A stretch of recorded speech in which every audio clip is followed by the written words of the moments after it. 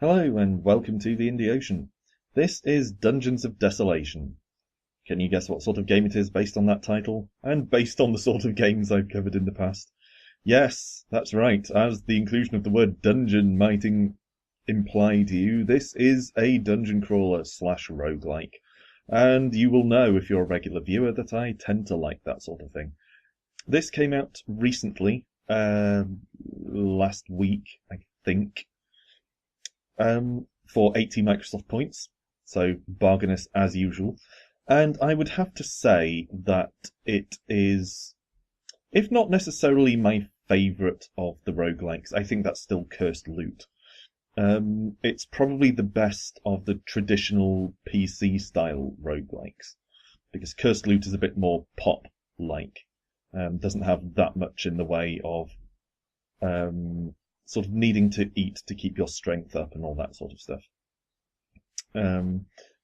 Okay, anyway, I'll just show you.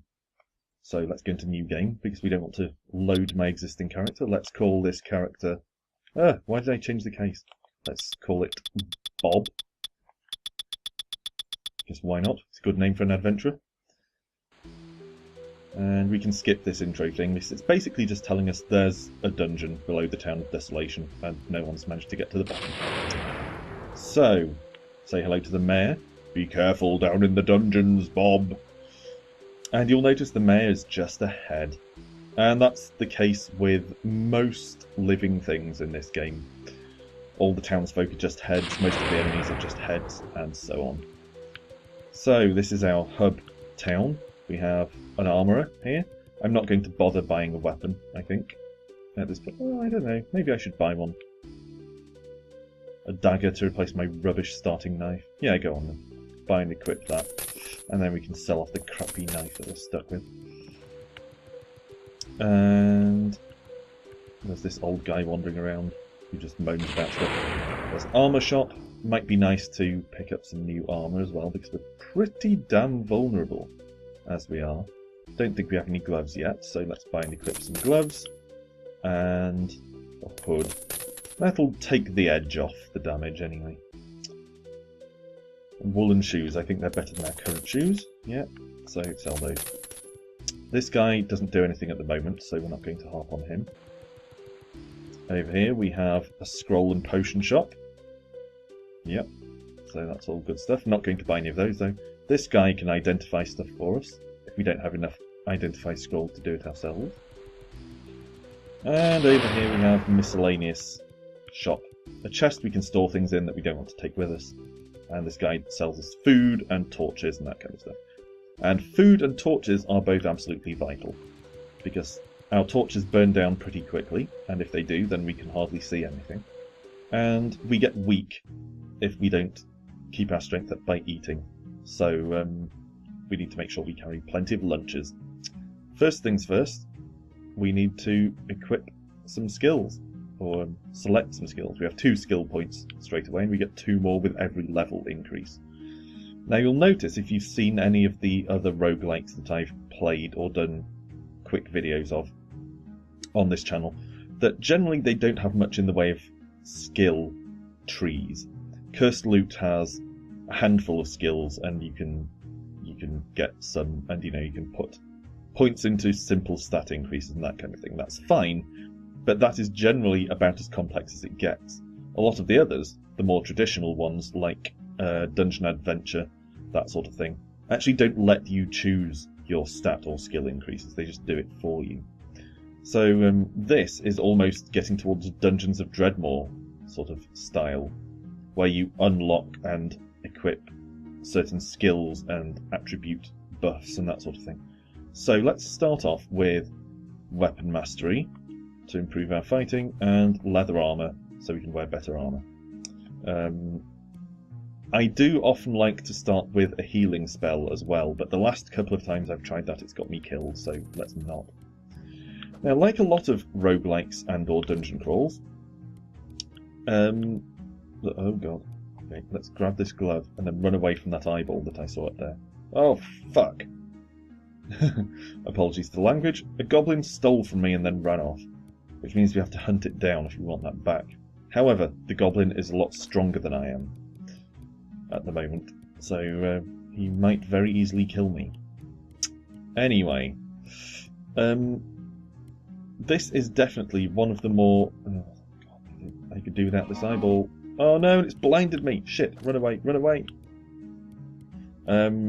Yeah, this is definitely one of the more thorough roguelikes on Xbox Live Indie Games. Between its fairly comprehensive loot system and its selection of skills, it has a lot more depth to it than a lot of the roguelikes do. And although it's not exactly... Oh god, this poison could actually kill me, even at this early stage. Shit. I might have to use my scroll of recall to... Oh god. Well, this gives me a chance to show you what happens when you die, anyway. You get this Wheel of Fortune thing, where the Grim Reaper penalises you, and then respawns you in town with all your kit and everything. I'm not sure how I feel about that. I like the fact that... Well, I sort of like the fact that it isn't permadeath, and you can actually keep all the stuff you had on you and just flog anything you don't want. God, not many torches. Might be worth buying a couple. But at the same time, I think if you got killed before, you're just more likely to get killed now you've been debuffed. So in that respect, I kind of don't see the point. Anyway, let's just sell off the few things we picked up. Didn't pick up any scrolls. Did we pick up a weapon? No. Did we have enough gold to buy a new one? Probably not. So just back into the dungeon, I suppose. And here you'll get to see the other thing about it. Like the recently released... Oh, I've been poisoned again! Let's get out. Oh no!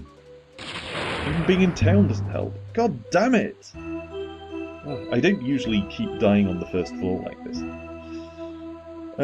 It's the curse of recording. You always have a worse run of luck when you're recording. Seriously, that's the way it tends to go. Anyway, like Brimstone, which was another recently released dungeon crawl, these floors re-randomise whenever you leave. So if you go back up to town, you'll find that the layout of the dungeon is different when you come back in. And even more than that, if you go down to the next floor and then come back up to this floor, it will be a different layout again, and there will be new loot and everything. So it's actually even more randomised than most roguelikes are. And as I started to say earlier before my unfortunate demise, although the presentation isn't fantastic, you know, it's a bit lacking in animation and that sort of thing, it is a lot better than a lot of the other traditional roguelikes like Dungeon Adventure and Silent Call and that sort of thing.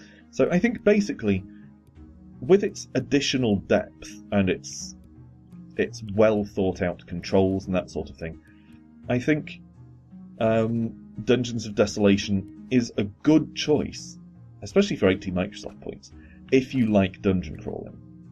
If you don't like dungeon crawling, it's probably not going to change your mind. And if you're not sure, if you've never dungeon crawled, something like Cursed Loot might be a better choice because it's so accessible. But if you dislike dungeon crawling, then this is unlikely to change that opinion, frankly. But if you do like dungeon crawling, this is a good way to do it. It's probably almost on a par with Cursed Loot for being among the best dungeon crawls on Xbox Live Indie Games. As usual, thanks for watching. I will leave a link to the games page in the description below, and I will see you the next time for more games. See you then.